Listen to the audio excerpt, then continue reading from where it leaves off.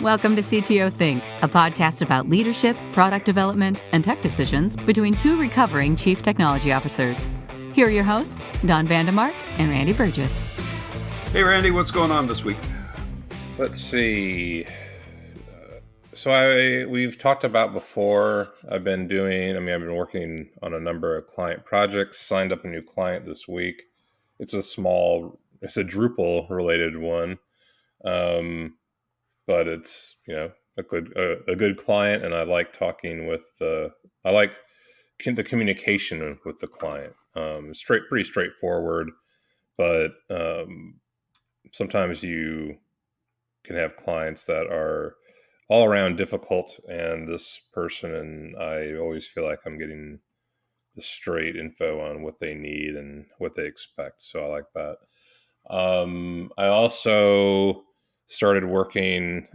I opened up the Firebase function side of the Chasms app that I had worked on almost a year ago. And man, looking and what have you learned? Well, it's more of, at first I was like, why did I make this so complex? And then I got into it deeper and go, oh yeah, now I realize why it was so complex. And I always understand how developers talk about clean code and simplicity. And then I also think about, I didn't know half the things I know now about Firebase and stuff since I wrote that. And as well as, the complex layers are still there. I can't just code that stuff away. I could abstract it into a separate module or something, but that doesn't mean it's less complex.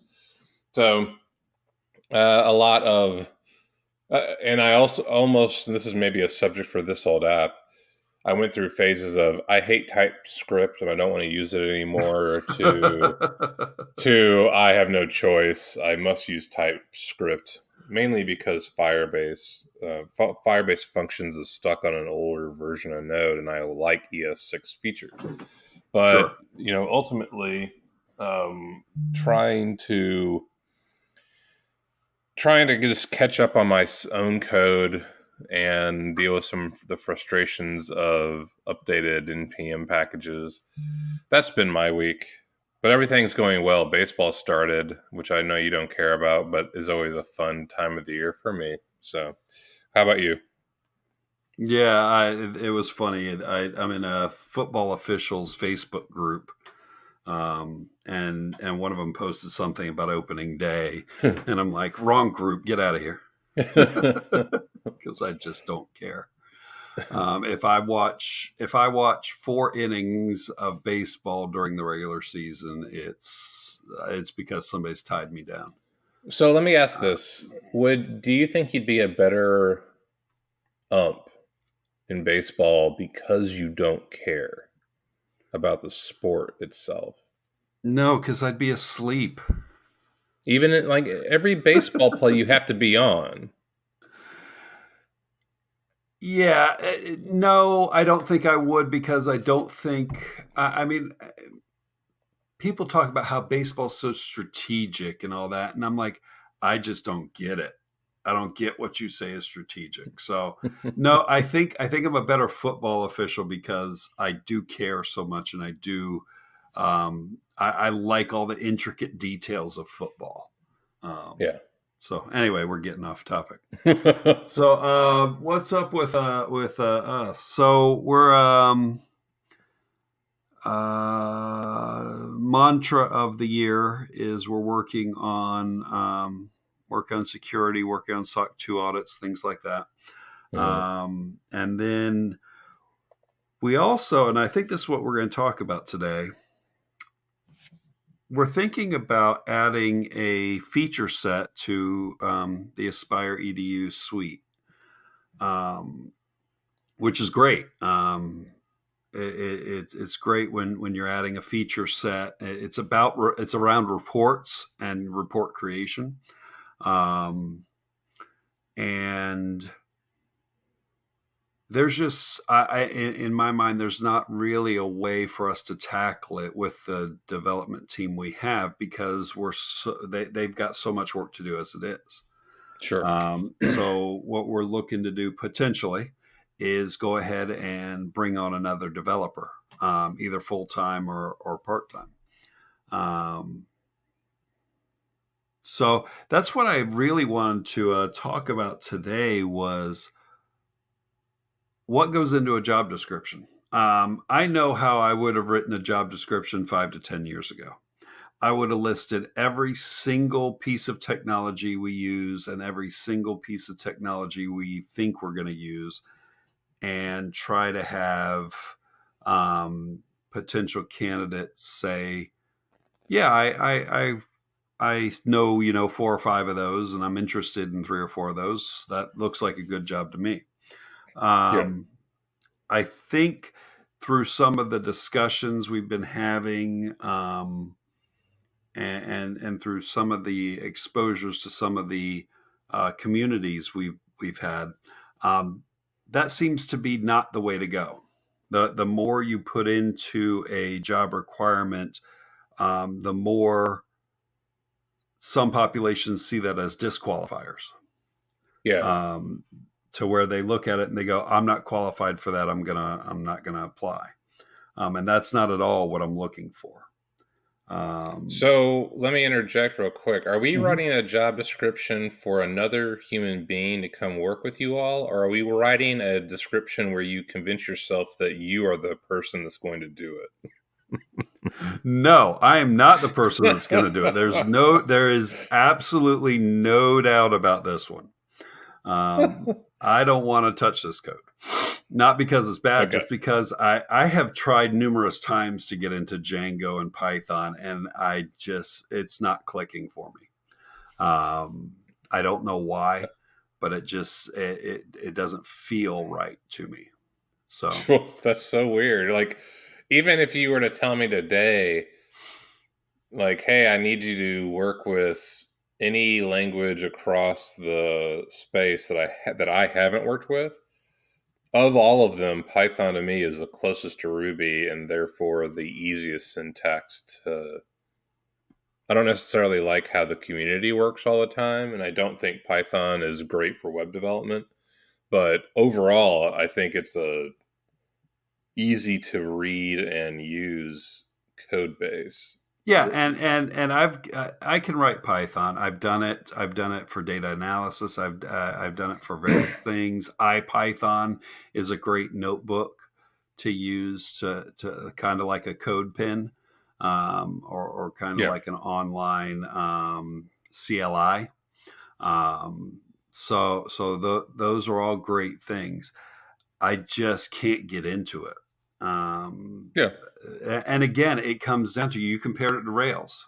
Well, you're right. I had trouble getting into Rails as well. And it comes back to my background being scripting versus compiled. No, this is good, because that means you will not hire yourself to do this. There's no way. There's no way. There's no way. So before we get into the person, I mean, we're talking about writing a job description. Yeah. Can we talk about what your reporting project needs before we get into the person to hire to solve the problem? Well, and that's step one. Is I started having conversations with our current developers, and I said, listen, what do we want this person to know? What do we want them to do when they come in? We're potentially going to bring on the third person to help spread the load. Should they come in and be focused on the report creation system? And if so, do I need to be looking for specific skill sets? And the first answer was no. Yes, you can bring in another person, but the two of us have such deep knowledge of the system that we feel we're probably better served to either write it or be really involved in architecting it. A third person would help in spreading the load of everything else, so that so that we can focus on it. So we really want somebody who knows Django. And bless his heart, one of nice Southern expression there. One of the developers was like, well, it'd be nice if they knew GraphQL, and he named 3 or 4 other things. And I'm like, we don't even use GraphQL today. And I said, listen, those are all nice things. And yes, adding knowledge to the team would be great. But at the end of the day, we need 2 things. We need Django and we need Postgres. And I'm not even convinced we need Postgres more than we need some exposure to a relational database. I know where I'm talking out of turn, because I would rather hear more about what you need. But I mean, I've built a reporting system from scratch before against my own desire to not build it from scratch. Yeah, we'll get into that later. But the executive director put me in a position where I couldn't find a tool to do these customizations that they wanted. And I'm like, this is going to make everything about this custom when there are so many reporting engines out there. And so that's one tactic I want to talk about. But the statement your developer made there was, I want someone to teach me about toys. Yeah. And that's because I mean, GraphQL is not a toy, but it's also not really needed unless you're building a complete custom SaaS reporting product. But really what I want to ask is, why does Django and even Postgres necessarily matter for a reporting engine? In your mind? Again, because we're not hiring the person for just the reporting engine. We're hiring a third developer to the team. Okay.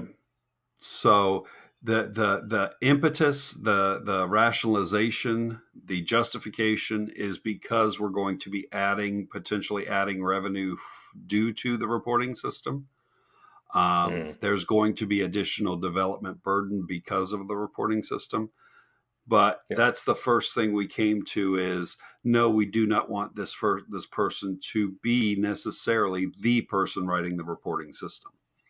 We want them to come in and be a third member of the team, duties to be defined later. Okay. So your question's valid, because in a reporting system, what do you need to be able to do? You need to be able to pull data out of the database, parse it in some way, and display it. To where knowledge of Postgres might be interesting and useful. But Django knowledge, less so, except we kind of want it to feel like everything else we do. But that to some degree is even more front end than anything. But that's the answer. Really what we're looking for, more than looking for somebody to write the reporting system, is a third developer. And I think the base requirement is Django and Postgres. And like I said, I'm even willing to be a little softer on the Postgres. If they've done relational database work, Django has an ORM. It's it's going to be very similar. The only stipulation in my mind, and I need to actually push it to the side because it's going to inhibit my decision making, is that the 2 developers we have are not database heavy guys. They're used to using the ORM. So any database heavy problem we have, I don't have somebody on the team who's really knowledgeable, except for these guys are great and they work through it. But that's not where they grew up, was in the system. They grew up in the ORM. So, I think I will let that be and not worry about it, because we've made it work to this point.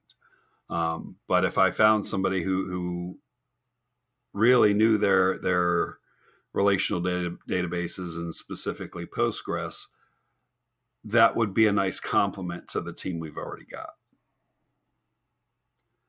Yeah. And also to the point of you tried to hire a Postgres expert in the past, which bombed, not due to your fault, and you've recognized a back end expertise as something you would like.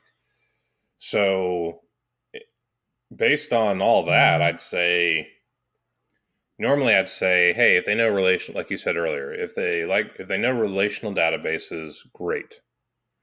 But I would say if they know MySQL or MariaDB or something only, and then you bring them in, you got to bring them in as I would say your expertise that you need is Postgres.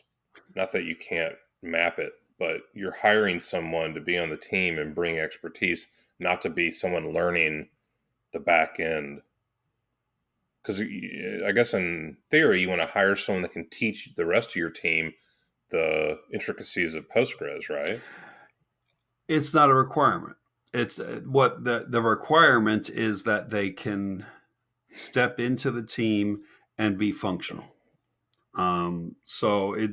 Yes, a nice to have would be someone who knows Postgres better than my current developers, but it's not a disqualifier. And that, again, it comes to how do I write this job description so that it's not, so that I'm looking for, so that I get the maximum amount of candidates that will fit, and then I can rank order them and go through the discussions with them. Yep. So, so now going back to the writing a job description, are we going to go? Do you want to? Well, I mean, we can talk about this in a number of ways. Do you want to just kind of brainstorm on what you're looking for, or do you want to talk about like how to write a description? Yeah, let's talk about what should go into a description in 2019, in order to pull in the maximum number of qualified candidates, even from underserved communities, and that's not me going out there and saying I'm only going to look at underserved. It's me saying I want to make it accessible to underserved, which doesn't always come across in all job descriptions. So let's be real specific on that point. I've been a little general. Let's be a little bit more specific. Some of the work, some of the readings I've done, and some of the discussions I've had with people in the Moms Can Code community and other female developers. One of the things that, and I don't know how to say this without generalizing it, so I'm going to say it and hope I don't overgeneralize it, and maybe you'll think of a better way to say it. One of the things that comes up within the female developer community is that some of the less experienced female developers feel the imposter syndrome more acutely than male developers do. So that's where not writing the job description to include 30 requirements is important, because you want to make it feel like they do belong, they do need to apply because they do fill the requirements. Like I said, that's a little generalizing, but I think that summarizes the concern. So to that end, we've got, the system's built on Django. I can't get away from that requirement. It's built in Postgres. I'm willing to say relational with a bend, with Postgres knowledge being preferred. I'm willing to say that because I think those two things are rock solid. Got to have them. I can't have somebody coming in and say, well, I know Rails. That's not going to do it. Yeah. We've done a lot of our front end in React. However, I don't think, going to include that as a job requirement. I'm going to stick to Django and Postgres, because the React component is simply whatever my guys have taught themselves. So I don't think we're doing anything significantly sophisticated. So I'm comfortable that somebody can come in and figure that part out. So building a reporting system, reports and presentation and data visualization, React is one of many ways that you do that. Right. So when you're talking about this reporting system, what are you thinking about in terms of spreadsheets, in terms of exports, in terms of PDFs, in terms of... We haven't even gotten to defining all that yet. Okay, so I agree you need a Python person that understands Django enough to be able to start working in the platform. But when you're hiring someone and their main task from day one is going to be a reporting system, their main task may be the reporting system. Okay. To me, just like any build versus buy scenario, you should be thinking a lot about how you're going to do reporting. Right. In terms of one, from the product side, what is this feature going to do? Are there companies that are providing that service for you? Because, like, let's say you get into a scenario where you have all these custom features, you can't find a SaaS product that meets all of them, so you're going to build it from scratch. The most likely place you'll turn is D3 right.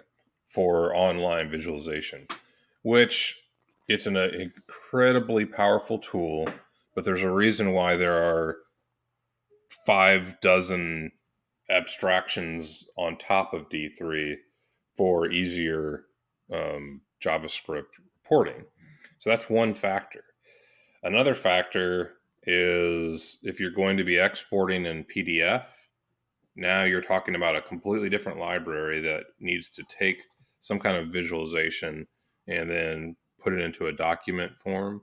Also, that typically leads to Word, like Office products. I doubt Open Office, but you're going to get clients that say, "Hey, we don't want PDF. We want something that we can import into our own documents or our own slides or something." And a PDF doesn't work. Spreadsheets, whether it's Google Sheets, CSV, Excel, SL, whatever for Excel. You've got those different types of export processes. And then based on all of that, you also have to figure out I guess the thing going back to the database is this reporting system going to be pulling data from your transaction-based system, or is it going to be off of like a follower database that won't be affected by number crunching and stuff like that? Right. So analytical database versus transactional. So based on all that thinking of the product, that's where I feel like the problem that I have right now with the way you're hiring is that it seems really unfocused to me. Because you started out this conversation with, we are going to build a new feature, we need to bring on a new developer, but it's already, I do not have any clue as an outsider. This person may not work on the new feature, but you've already designated that the other two people on your team don't have a whole lot of background in reporting. It seems like you're going to hire a generalist to work with 2 other generalists for a brand new feature you need. And to me, it's like, if you are building a new feature, you need to bring in someone whose priority is that new feature. And then once they're done with it, there's obviously, if you hire someone with Postgres and Django experience, you can reprioritize what they need to do after. But right now, it seems like you're bringing on a generalist when you need more of a specialist. And I think that's due to the fact that the features are the whole reporting feature set is undefined, or still undergoing definition, I should say. So we're working that out between sales, between client relations, and between development, as far as what are we going to build, how are we going to charge for it, what pieces of data are we going to have accessible to the users. So that's still going on.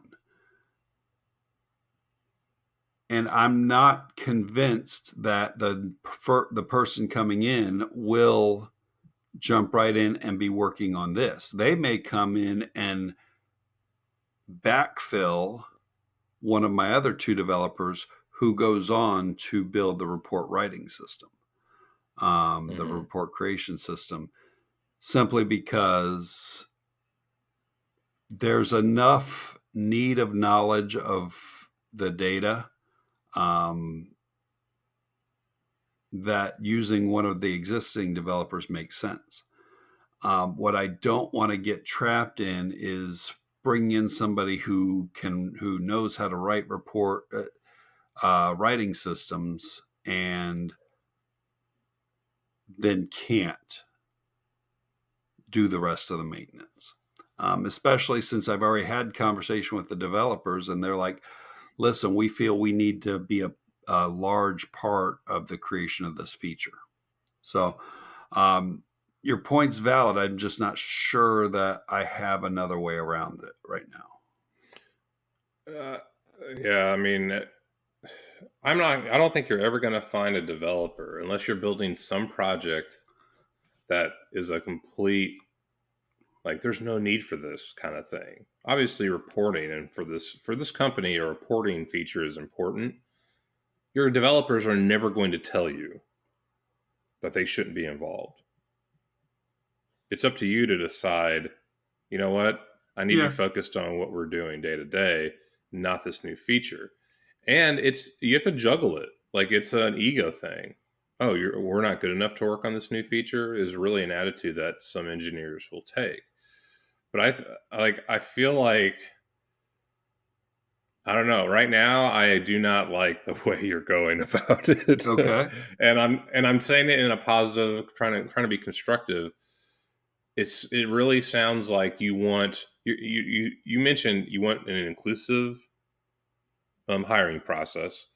You want to get past the idea that you will put out a job description that will exclude people that have imposter syndrome, but you want them to come in and be able to do way more than, like, the only person right now that I feel like would qualify for the generalistic approach of what you're trying to do is someone that has no imposter syndrome, because you just put so much on their ability to, like, this reporting feature is what's driven the whole thing from the way you started it. Now you've changed it in the middle of our conversation, but if they can't do any reporting at all, are you hiring them?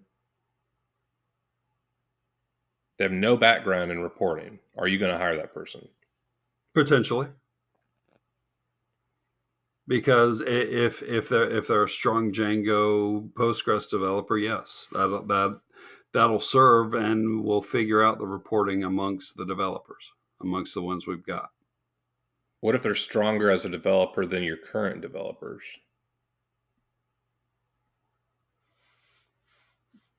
I don't necessarily see where that's an issue. What's the question there? Are you going to hire someone who, by the definition of their experience, would be more in charge of decisions than the current developers? Or are you going to hire someone like I'd be surprised. I'd be surprised if at the salary level we're working with that happens. Okay.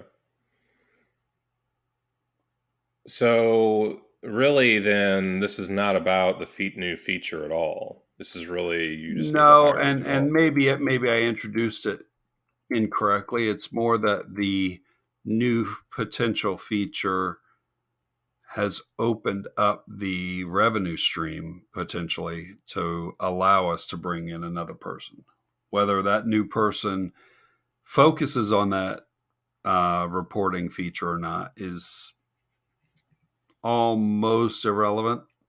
And I think the other conversation to have, which has been in the back of my mind and I just haven't done it yet, and I will do it before we post a job posting, is the build versus buy decision.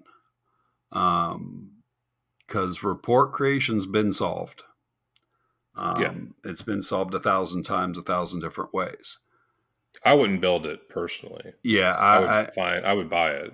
And that's where I haven't done enough research into tools. I just know there's a lot out there. What I don't want, what I think we won't get away with, at least from the vision of the CEO and sales and product and all that, is we're going to have to make it look a lot like our current products. We can't just have a bolt-on to where somebody comes into our system and if they want a report generated, they click on a link and it takes them to some other thing that looks completely different from our Why do you think that's a big deal? I think it's a big, and again, it's a conversation to have. I don't know that it's a requirement. I think it's a big deal because I think the vision of the CEO and sales and product is that this is all part of our system. And if there's a jarring change in user interface, all of a sudden it's going to feel wonky. Well, I guess what I would say then, I think you're taking without having context for all the discussions, start small. Agreed. Like, I have yet to encounter any SaaS product I've used with reporting where at the very beginning I expected to have fully customized reports. That means even changing date ranges at the beginning. Right. Like, what I always was frustrated with is when I had a SaaS product with 0 reports, like no kind of analytical. And I'm like, I can't even get a PDF of the last year of data usage or something. So as soon as they provided me with that in a document format, that was step 1. Well, step 2 was... But we're I'll let you continue the steps in a minute, but the nature of our product in and of itself is a reporting system. It's a report dashboard to some degree. Yeah. So we're already past steps probably steps 1 through 3, but I want you to continue.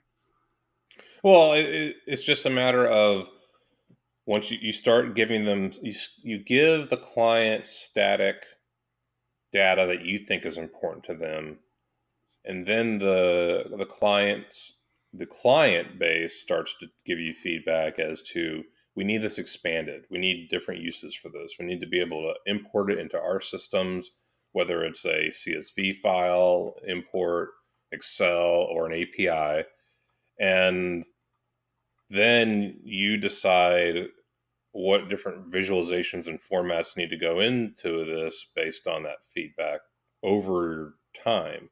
Versus the way I would never do it is, let's give our users a reporting engine from day 1, unless, of course, like you said, this is the basis of the product. So if you're already providing reporting to the extent that your reporting system what you're talking about now is we need to provide our clients with the ability to manipulate their own data. Is that what you're saying? Yeah, to some degree that we provide specialized insights into the data that comes Yeah. from their system. That is the base of the product, is that there are very specialized, mostly uncustomizable insights into their data. We do some manipulation, we display it. What is being talked about is allowing the client to be able to take some of the components of what we produce and export that data. Not modify our main product, because that's not the direction we're going. But because we have access to all that data, and because there's not another solution in the market that does a good job of providing a report creation system, we're looking at potentially adding that. We already have the data. We want them to be able to write reports off of it. And we've already talked about keeping it small to begin with. We're not going to say, here's 30 criteria. You can go any date range. You can manipulate it 30 ways. We're very specifically talking about starting with, okay, you can take a couple criteria and you can modify it like this. And we're going to tweak and change and find out the other pieces that are being looked for. But in order to do that, we initially have to build the system to where it can, and this is always a dangerous statement, to where it can be flexible enough to take on future requirements. Yeah, flexible for users is typical development.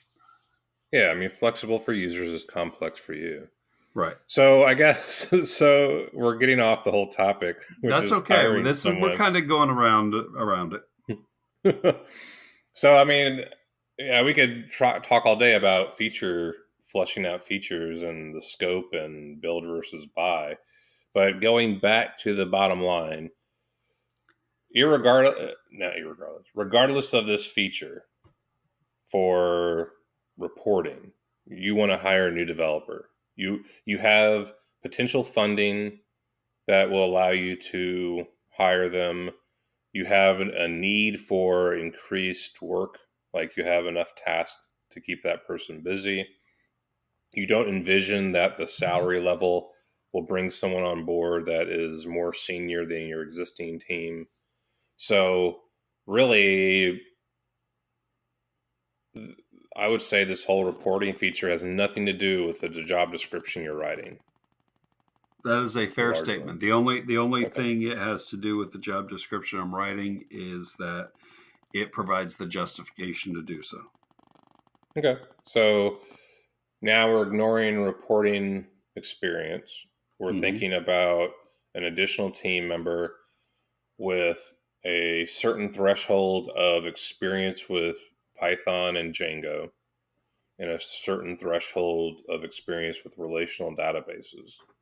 Preferably Postgres, not required. Right. What level of ramping up and learning are you okay with for this person? On a Python Postgres level versus obviously everyone's got to ramp up on your. This is one distinction I want to be very clear about, because it's something I'm going to be very clear about in the job description. So this is a good topic. You keep saying Python, I keep saying Django. And I'm being very intentional about that. Okay. Because yes, Django's written in Python.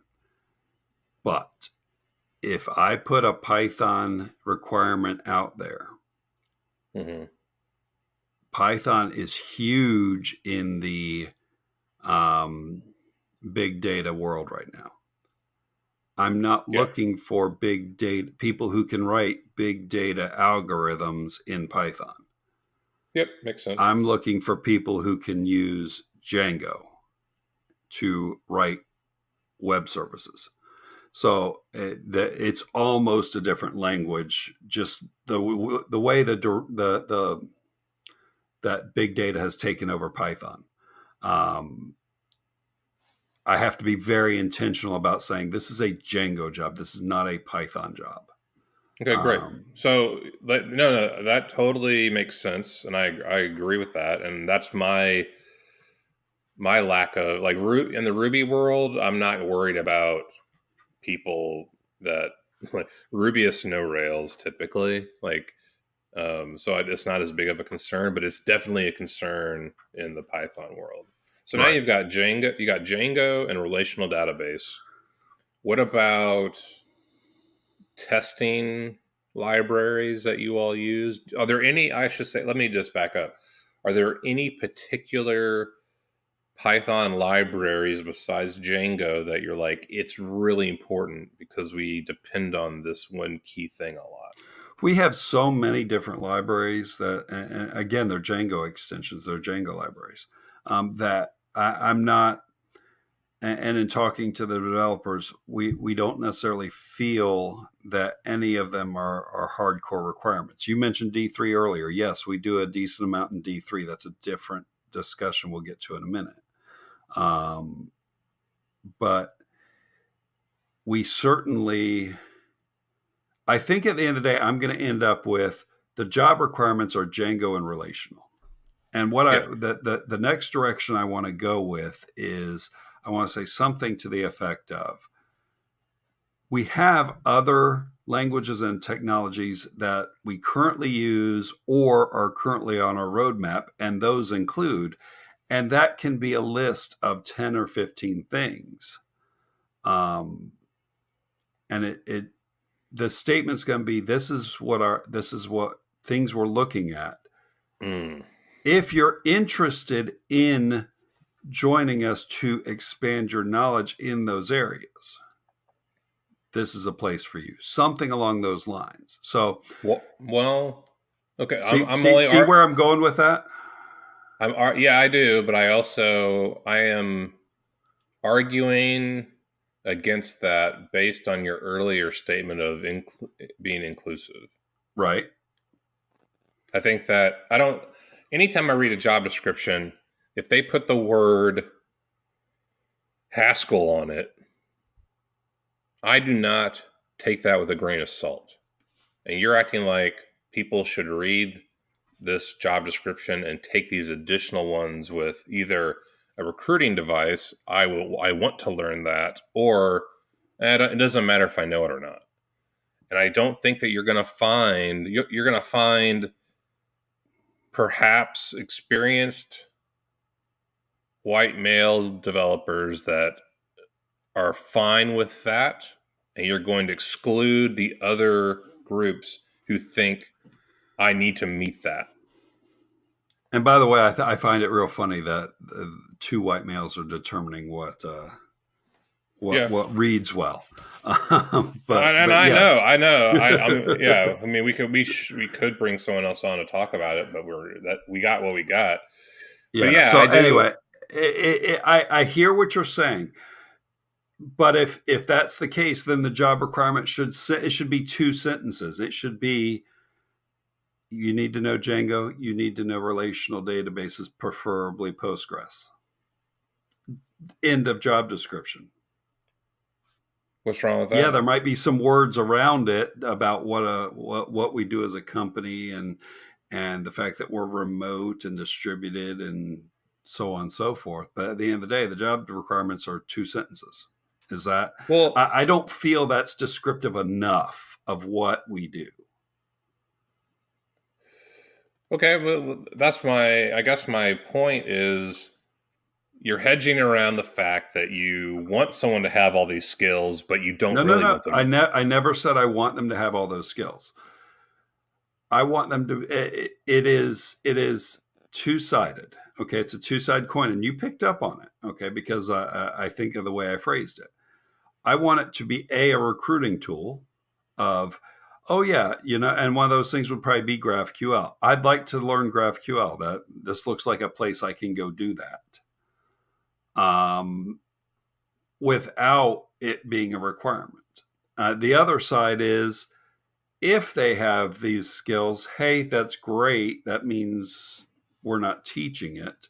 At the end of the day, unless they're experts in it, they're going to have to learn something about those things anyway. So I see it more as the emphasis I'm aiming for is more the recruiting side than the requirement side. So you've got in this job description, you're going to have legalities around equal opportunity type of stuff, probably. You're going to have job requirements. We've determined that would be Django and relational databases with a certain amount of experience. Mm-hmm. Then you've got how the company works, what the product is, how the team is set up. I would say going into the requirements I would put remote, because if it's a person that needs an office, you're not providing an office. That's fair. So you definitely need the remote experience. Like, I've only had one or two remote companies. Like, the only time that I've ever had a company say, tell us about how you work remotely, are companies that are completely 100% remote, because they've actually brought in people before and realized, oh, we didn't check on this part, and then that person didn't work out. So I think it's important that if someone's like, oh, well, I've worked in an office my whole life, I think it'd be cool to work remote. That's where you got to have like a warning flag, because yeah, agreed. That's like a job requirement is remote. What about? And I'm okay. I'm okay doing exactly what you said, which was legalities, job requirements, things about the company, and putting all those other technologies down in the things about the company. Yeah, I would do that. Because that says the requirements are here. Here's all the other stuff that we do, but we're not equating requirements to all the other stuff we do. Other things I like to know, other than like compensation and benefits, what I also really like to know is, am I supposed to supply my own technology, or is the company providing the tools? Yeah, that's fair. That's fair. So let's go ahead and finish. Go ahead and finish. The one area in Rails that I can say it's beneficial if you know this library is around testing. Like, we have Rails test, we have mini test, and we have RSpec, which are the three predominant testing platforms. And to bring on a militant mini test person who hates RSpec would be contradictory to what our team would necessarily use on Rails. And people are kind of dumb about it. They really choose one and then hate the others for whatever reason, ignorantly, in my opinion, but still people do it.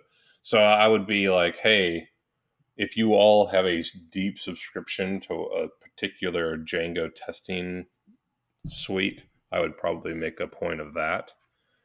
We have our way of doing things within the Django tests and a very specific way. Again, if it's not a requirement, but is down in the how the company works. Yeah.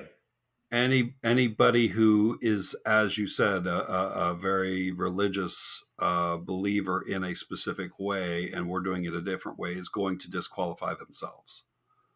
How many years? And that's okay. That's an okay statement. What's your threshold for years of experience?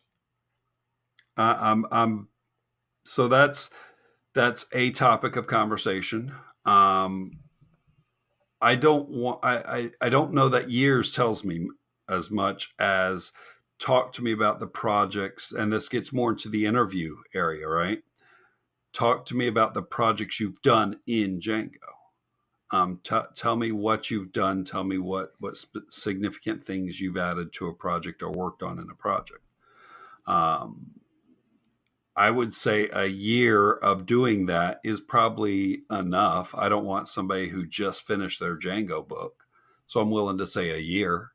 I don't need to say 3 or 5 or 10. Or as you've seen in job descriptions out there, 15 years of React experience. So let me ask you this: would you hire knowing my experience over 20 years? Mm-hmm. Would you hire me for this role if I had only been working in Django for a year? Me.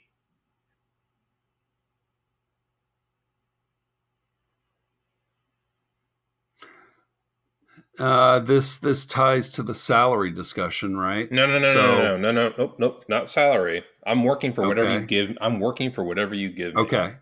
Would I hire you with 1 year of Django experience? Yes.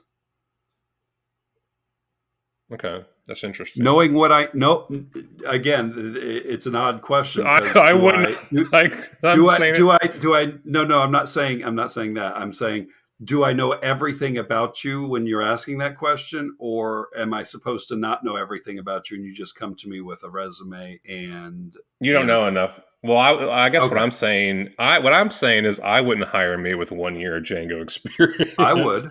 I would Oh, if in the interview process we've talked about the Django projects you've done, and I'm not talking about you did Django projects 5 years ago and you haven't done anything since. We're talking about probably recent Django experience to where it's not all that rusty. You but haven't overlaid it with other stuff. how many projects is someone going to have in 1 year Django? Like How many? like How many? They're not going to necessarily have significant projects they've done on their own. They have contributed to projects potentially. yeah, I'm thinking about more of I mean, myself as an example may be bad. I'm trying to think about the average developer and their ability to have deep experience or any level of experience in 1 year of any particular language for what Yeah, you need. I feel but like 1 year is for the role you've described, unless you're saying, are you hiring junior? I'm hiring junior to equivalent level, which, by the way, the salary is not going to support anything above that. So, Okay, then 1 year is junior, fine.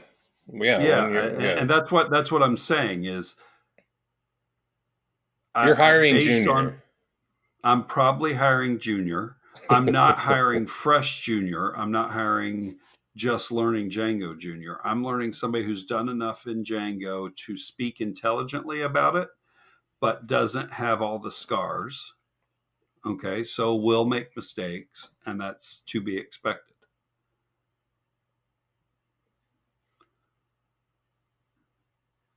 Okay, So so yeah, so that's that clear to that me. that's let's go. Let's go to one more thing, and let's wrap up on this topic because I think this will take the rest of the time.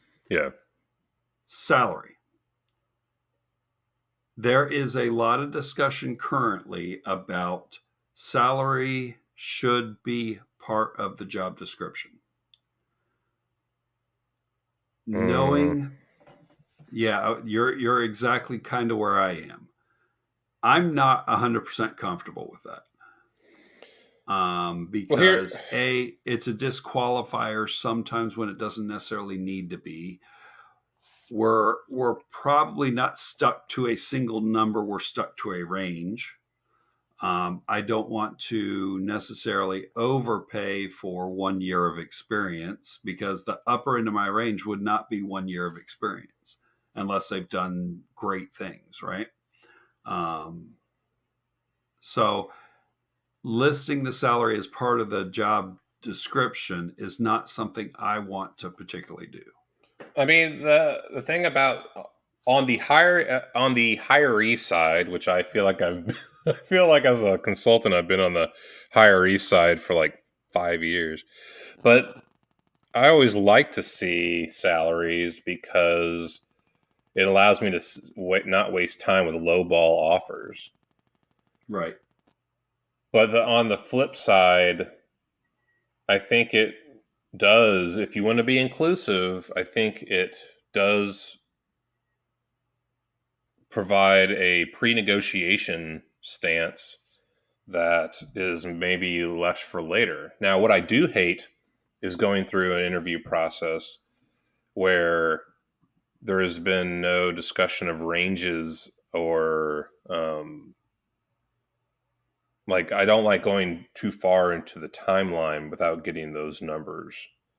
Yeah, but and that's fair. at the very beginning, when there's a very, like, I don't care how much you work on this description, I don't know if starting the negotiations at the description is the best place to do it for a junior level, because what I hope you would find is that you go through the interviews and then you find the person you want the most, and that's when you need to start discussing the negotiation. And I think it's on you as the hiring company. What I've gotten away from is where I drop the numbers as the hiree, because it's like, no, you're the one paying.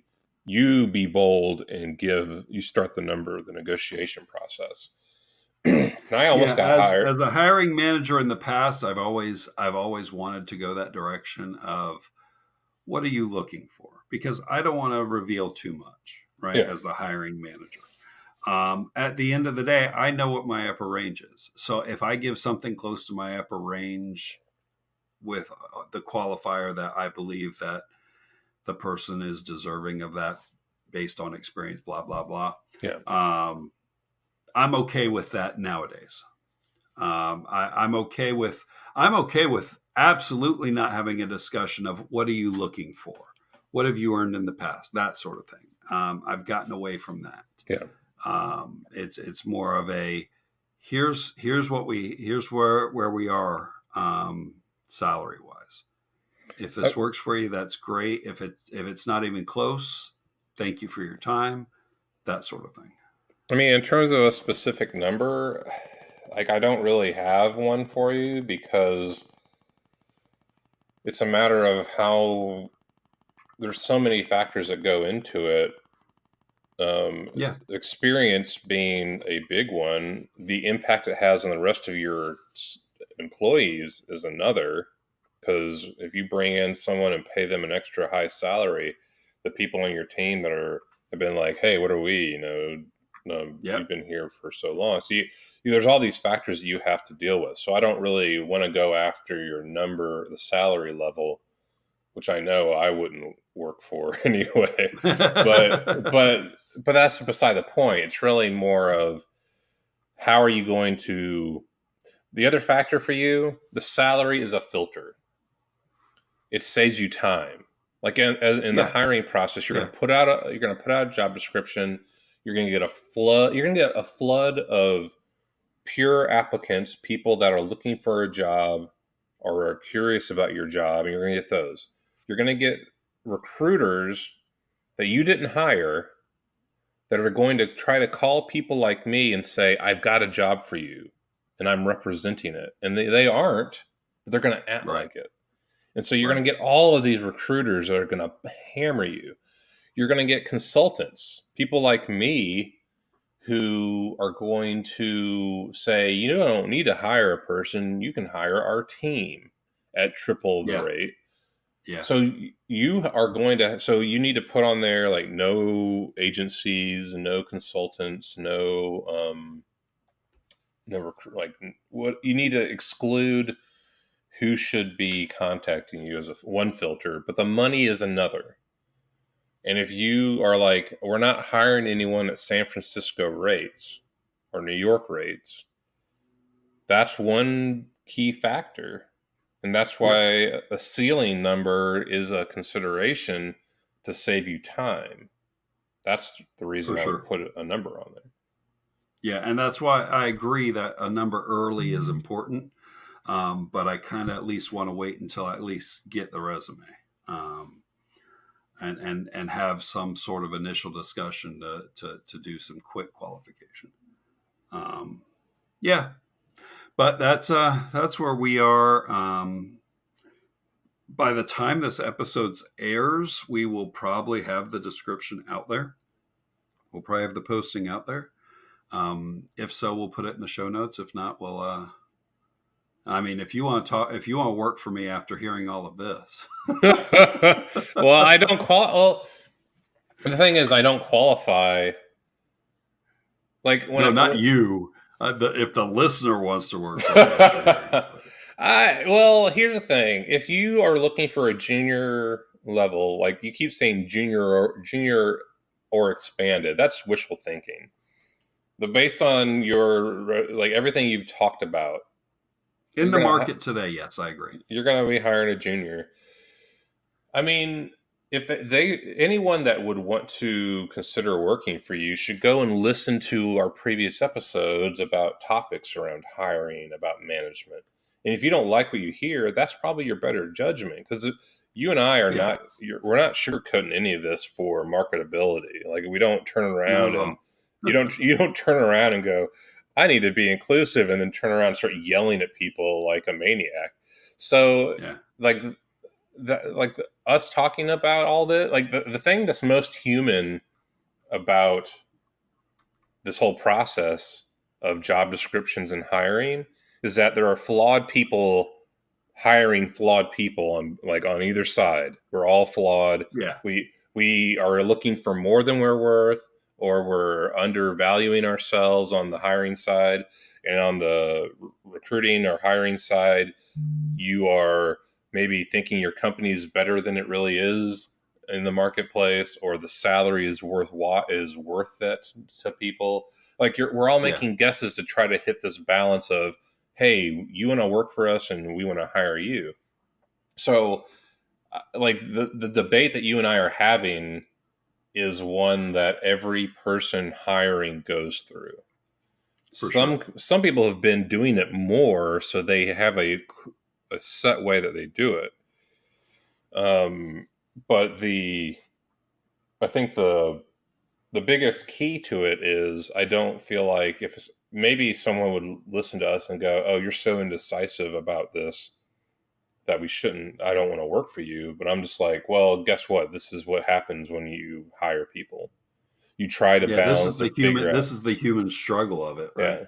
So, but the bigger thing I would say is, I guess the biggest issue out of everything we've talked about, are you ready to support a junior developer?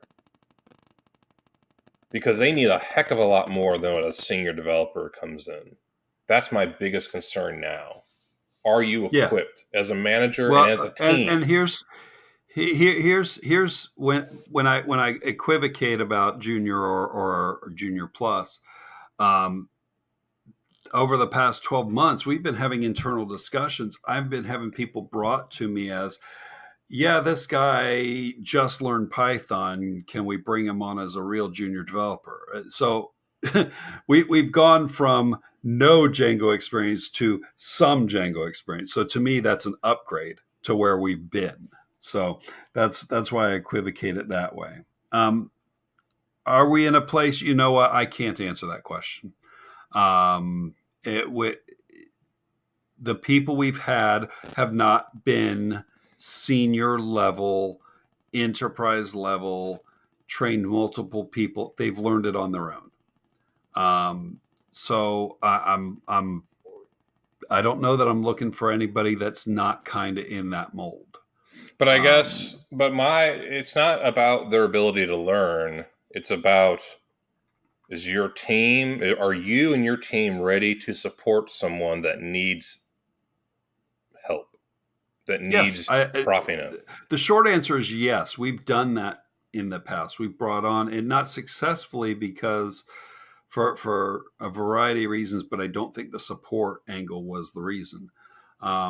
We've brought on very junior people in the past and worked with them to bring them up to speed.